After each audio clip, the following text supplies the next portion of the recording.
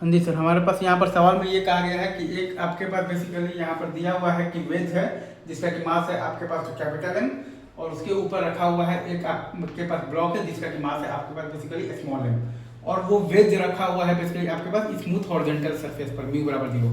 अब आपको ये कहा गया है कि block and wedge are free to move, right.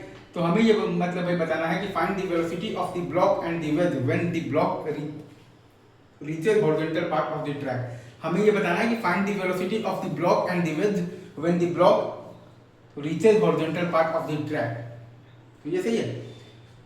तो हमने मान लिया है कि यहाँ पर आपके पास जो वेज है उसका आपके पास स्पीड है तो v2 है इन दी लेफ्ट डायरेक्शन, और ये आपके पास जो ब्लॉक है ऑफ मास m उसका स्पीड है आपके पास तो v1 है इन दी राइट डायरेक्शन। जब ये ब्लॉक ऑफ मास m जब ये बेसिकली तो हॉरिजॉन्टल पार्ट ऑफ मतलब कि ऑफ द ट्रैक पर आ जाएगा, जब ये block of mass m basically horizontal part of the track पर आ जाएगा, तो हमने ये मान लिया है कि आपके पास जो वेज है उसका स्पीड है v2 इन द लेफ्ट, और आपके पास जो ब्लॉक ऑफ मास m है उसका स्पीड है आपके पास v1 इन द राइट।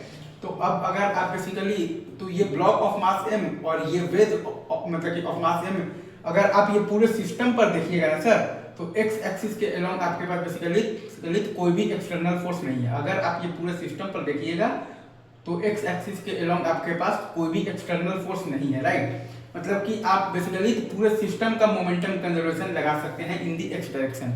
मतलब कि आप बेसिकली पूरे सिस्टम का मोमेंटम कंजर्वेशन लगा सकते हैं इन दी एक्स डायरेक्शन। तो वही काम हमने किया है। तो m इंटू वी बराबर m इंटू v2, तो v2 बराबर आ गया है m बाई m मतलब कि इंटू v1। अगेन मैं फिर से बोलता हूँ, अगर आप ये ब्लॉक ऑफ मास m और ये तो वेज ऑफ मास m को अगर आप एक सिस्टम मानेंगे, तो ये पूरे सिस्टम पर अगर आप देखिएगा तो एक्स एक्सिस के अलोंग आपके पास बेसिकली कोई भी एक्सटर्नल फोर्स नहीं है, ठीक है सर। इसलिए आप ये पूरे सिस्टम पर मोमेंटम कंजर्वेशन लगा सकते हैं एक्स एक्सिस के अलोंग एक्स डायरेक्शन में। तो m v1 बराबर m v2, तो v2 बराबर आपके पास आ गया है m by m into v1। और फिर हम लोग सिंपली जो जानते हैं बेसिकली क्या जानते हैं, तो वर्क एनर्जी थ्योरम लगाएंगे, राइट। हम लोग यहाँ पर लगाएंगे आपके पास तो क्या लगाएंगे, तो वर्क एनर्जी थ्योरम लगाएंगे। तो वहां से हमारे पास आ जाएगा तो work done by the gravitational force से आपके पास mgh, right. Right sir, is it true sir. और अगर आप देखिएगा ना सर, तो नॉर्मल रिएक्शन फोर्स के द्वारा जो आप देखिएगा ना पूरे सिस्टम पर वर्क डन आप देखिएगा तो वो 0 आएगा। नॉर्मल रिएक्शन फोर्स का वर्क डन अगर आप ये मास m और ये बॉडी ऑफ मास m के सिस्टम पर देखिएगा तो वो 0 आएगा। जितना आप देखिएगा ना तो ये मतलब कि ब्लॉक ऑफ मास m पर नॉर्मल रिएक्शन का वर्क डन आएगा, तो बेसिकली तो उसका निगेटिव आएगा आपके पास नॉर्मल रिएक्शन का work done on the ways of mass m। तो नॉर्मल रिएक्शन का वर्क डन अगर आप देखिएगा तो ये पूरे सिस्टम पर 0 आएगा, ठीक है सर, इज इट ट्रू।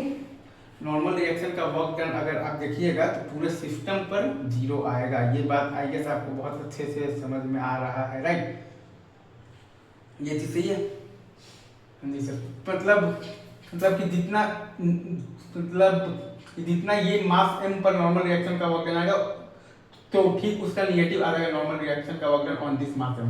तो नॉर्मल रिएक्शन का वर्क डन पूरे सिस्टम पर 0 आएगा, तो work done by the gravitational force से। हाँ जी सर, तो अगर आप यहाँ पर देखिएगा तो आपके पास आएगा तो work done by the gravitational force से आपके पास mgh बराबर हाफ m तो v1 स्क्वायर और प्लस हाफ m तो v2 स्क्वायर, राइट। आपके पास आ जाएगा work done by the gravitational force mgh बराबर आ जाएगा half m v1 square plus half m v2 square. तो ये दोनों को मिलाकर आपके पास आ जाएगा v1 बराबर आ जाएगा under root of the 2gh by 1 plus m by m। आपके पास आ जाएगा v1 बराबर आ जाएगा under root of the 2gh by 1 plus m by m, और आपके पास v2 बराबर आपके पास आ जाएगा m by m into under root of the 2gh by 1 plus m by m।